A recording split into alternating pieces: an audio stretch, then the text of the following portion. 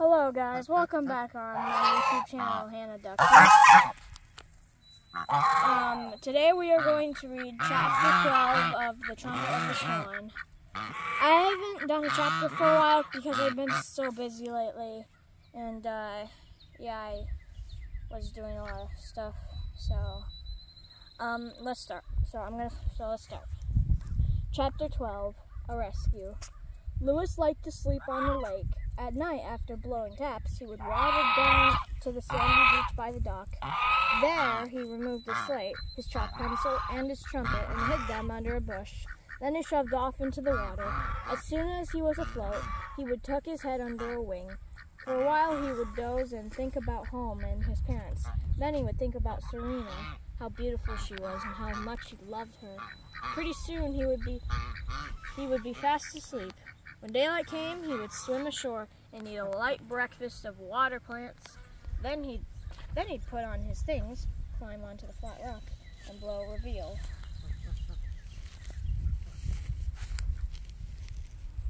The boys, hearing the trumpet, would wake and rush to the dock to swim before breakfast.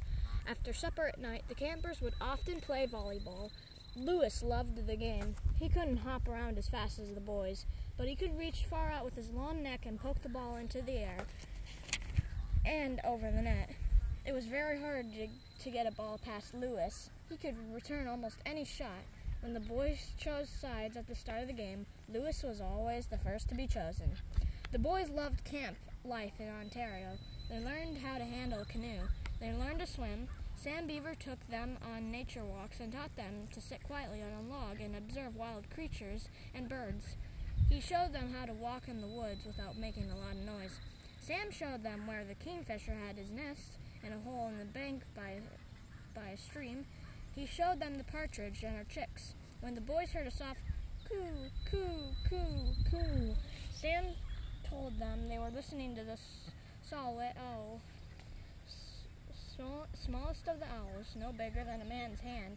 Sometimes in the middle of the night, the whole camp would wake to the scream of a wildcat. Nobody ever saw a wildcat during the entire summer, but his scream was heard at night. One morning when Sam was playing tennis with Applegate Skinner, Sam heard a clanking noise. He looked behind him, and there, coming out of the woods, was a skunk. The skunk's head was stuck in a tin can. He couldn't see where he was going. He kept bumping into trees and rocks, and the can went clank, clank, clank. "That skunk is in trouble," said Sam, laying down his racket. "He's been to the dump looking for food. He poked his head into that empty can, and now he can't get out." The word spread quickly through camp that a skunk had arrived. The boys came running to see the fun. Mr. Brickle warned them not to get too close. Too close. The skunk might squirt them with perfume. So the boys danced around, keeping their distance and holding their noses. The big question was how to get the can off the skunk's head without getting squirted. "He's going to need help," said Sam. "That skunk will starve to death if you don't get that can off." All the boys had suggestions. One boy said they should make a bow and arrow, tie a string to the arrow, and shoot the arrow at the can. When they hit the can, they could pull the string, and the can would come off the skunk's head. Nobody thought much of that suggestion. It sounded like too much work. Another boy suggested that two boys climb a tree, and one boy could hang by his feet from the other boy's hand, and when the skunk walked under the tree, the boy who was hanging by his feet could reach down and pull the can off, and if the skunk squirted, the perfume wouldn't hit the boy because he would be hanging in the air. Nobody thought much of that suggestion. Mr. Brickle didn't like it at all. He said it was extremely impractical, and furthermore, he would permit it. Another boy suggested that they get a block of wood, smear it with glue, and when the skunk knocked against it, the can would stick to the block of wood. Nobody thought much of that suggestion. Mr. Brickle said he didn't have any glue anyway. While everybody was making suggestions, Sam Beaver walked quietly to his tent. He returned in a few minutes with a long pole and a piece of fish line. Sam tied one end of the fish line to the pole. Then he tied a slip knot in the other end of the line and formed a noose. Then he climbed to the roof of the porch and asked the other boys not to get too close to the skunk. The skunk all this time was blundering around, blindly bumping into things. It was a pitiful sight. Sam, holding his pole, waited patiently on the roof. He looked like a fisherman waiting for a bite. When the skunk wandered close to the building, Sam reached over, dangled the noose in front of the skunk, slipped the noose around the can, and gave a jerk. The noose tightened, and the can came off. As it did so, the skunk turned around and squirted right at Mr. Brickle, who jumped back, stumbled, and fell. All the boys danced around, holding their noses. The skunk ran off into the woods. Mr. Brickle got up and dusted himself off. The air smelled strong of skunk. Mr. Brickle smelled too. "Congratulations, Sam," said Mr. Brickle. "You have aided a wild creature and have given Camp Kookooskoos a delicious dash of wild perfume. I'm sure we'll all remember this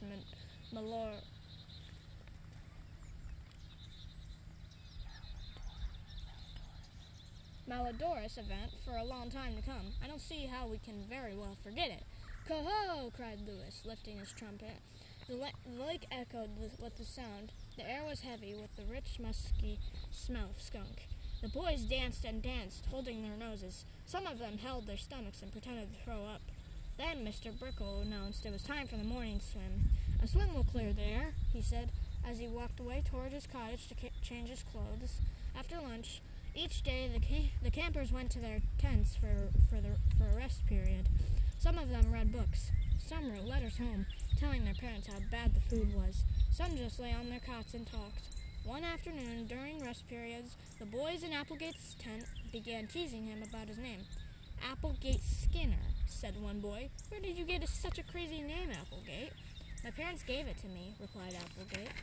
"I know what his name is," said another boy. "Sour Applegate, Sour Applegate Skinner." The boys howled at this and began chanting, "Sour Applegate, Sour Applegate, Sour Applegate." "Quiet!" bellowed the tent leader. "I don't think it's funny," said Applegate. "His name isn't Sour Applegate," whispered another boy. "His name was Wormy Applegate, Wormy Applegate Skinner." This suggestion was greeted with screams of laughter. "Quiet!" bellowed the tent leader. "I want quiet in this tent. Leave Applegate alone." "Leave rotten Applegate alone," whispered another boy, and some of the other boys had to pull their pillows over their heads so their snickering couldn't be heard. Applegate was sore. When the rest period was over, he wandered down to the dock. He didn't like being made fun of, and he wanted to do something to get even. Without saying anything to anybody, he slid a canoe into the water and paddled out into the lake, heading for the opposite shore a mile away. No one noticed him. Applegate had no business taking a canoe out alone. He had not passed his swimming test. He had not passed his canoe test. He was disobeying a camp rule. When he was a quarter of a mile from shore, in deep water, the wind grew stronger. The waves got higher. The canoe was hard to manage. Applegate got scared. Suddenly, a wave caught the canoe and spun it around. Applegate leaned hard on his paddle. His hand slipped, and he lost his balance. The canoe tipped over. Applegate found himself in the water.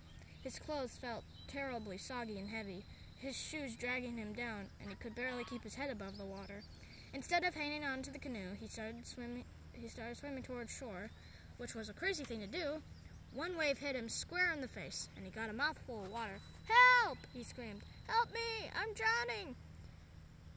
It'll give the camp a bad name if I drown! Help! Help!" Counselors sprinted the waterfront. They jumped into canoes and rowboats and started for the drowning boy.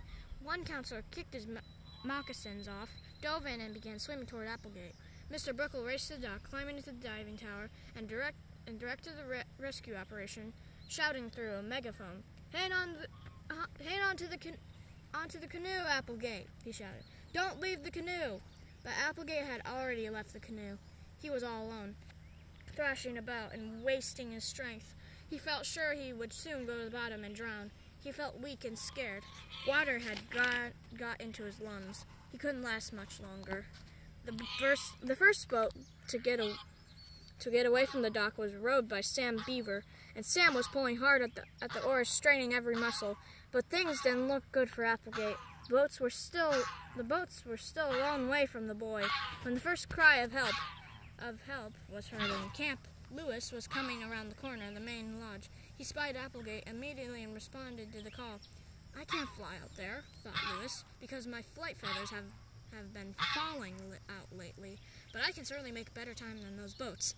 Dropping his slate and his chalk pencil and his trumpet, Lewis splashed into the water and struck out, beating his wings and kicking with his great webbed feet. A swan, even in summer when he can't fly, can scoot across the water at high speed. Lewis's powerful wings beat the air. His feet churned the waves, as though he were running on top of the water. In a moment he had passed all the boats. When he reached Applegate, he quickly dove, pointing his long neck between Applegate's legs. Then came to the surface with Applegate sitting on his back. Cheers came from the people on the shore and in the boats. Applegate clung to Lewis's neck. He had been saved in the nick of time. Another minute and he would have gone to the bottom. Water would have filled his lungs. He would have been a goner. "Thank God!" shouted Mr. Brickle through his megaphone. "Great work, Lewis. Camp Cuckoo's Coos will never forget this day. The reputation of the camp has been saved. Our record for safety is still untarnished." Lewis didn't pay much attention to all the shouting. He swam very carefully over to Sam's boat, and Sam pulled Applegate into the boat and helped him into the stern seat. "You look pretty funny riding a swan," Sam said, "and you're lucky to be alive. You're not supposed to go out there alone in a canoe." But Applegate was too scared and wet to say anything. He just sat and stared straight ahead, spitting water out of his mouth and breathing hard. At supper that night, Mr. Brickle placed Lewis at his right in the place of honor. When the meal was over, he rose and made a speech. "We all saw what happened on the lake today. Applegate Skinner broke a camp rule, took a canoe out alone, and upset. He was drowning when Lewis, the Swan, was rapidly outdistancing all other campers. Reaching his side, held him up and saved his life. Let us all give Lewis a standing ovation." The boys and the counselor stood up. They cheered and clapped and beat on tin plates with spoons. Then they sat down. Lewis looked embarrassed. "And now, Applegate," said Mr. Brickle, "I hope the rescue that has caused you to change your opinion of birds. The first day you were here in camp, you told us you didn't care for birds. How do you feel now?" I feel sick to my stomach," replied Applegate. "It makes you sick at your stomach to almost drown. My stomach still has a lot of lake water in it." "Yes, but what about birds?" asked Mr. Brickle. Applegate thought hard for a moment. "Well," he said, "I'm grateful to Lewis for saving my life, but I still don't like birds." "Really?" said Mr. Brickle. "That's quite remarkable. Even though a bird saved you from drowning, you don't care for birds? What have you got against birds?" "Nothing," replied Applegate. "I have nothing against them. I just don't care for them." "Okay," said Mr. Brickle. "I guess we'll just have to leave it at that. But the camp is proud of Lewis. He is our most distinguished counselor, a great trumpet player, a great bird, a powerful swimmer, and a fine friend. He deserves a medal. In fact, I intend to write a letter recommending that he be given the life-saving medal." Mr. Brickle did as he promised. He wrote a letter. A few days later, a man arrived from Washington with the life-saving medal, and while all the campers watched, he hung the medal around Lewis's neck, alongside the trumpet, the slate, and the chalk pencil. It was a beautiful medal. Engraved on it were the words, "To Lewis the Swan, who, with outstanding courage and complete disregard for his own safety, saved the life of Applegate Skinner." Lewis took off his slate and wrote, "Thank you for this medal. It is a great honor." But he thought to himself, "I'm beginning to get overloaded with stuff around my neck. I've got a trumpet, I've got a slate, I've got a chalk pencil, now I've got a medal. I'm beginning to look like a hippie. I'll hope I'll still be able to fly when my flight feathers grow in again." That night, when darkness came, Lewis blew the most beautiful taps he had ever blown. The man who had brought the medal was listening and watching. He could hardly believe his ears and his eyes. When he returned to the city, he told people what he had seen and heard. Lewis's fame was growing. His name was known. People all over were beginning to talk about the swan that could play a trumpet. Well, guys, that was it of Chapter 12 of The Trumpet of the Swan. I hope you enjoyed this video. The ducks and geese got away, but that's okay. Once you see the video, you'll probably get to see them a lot. But I hope you enjoyed this video anyway. Leave a like and subscribe, and stay free.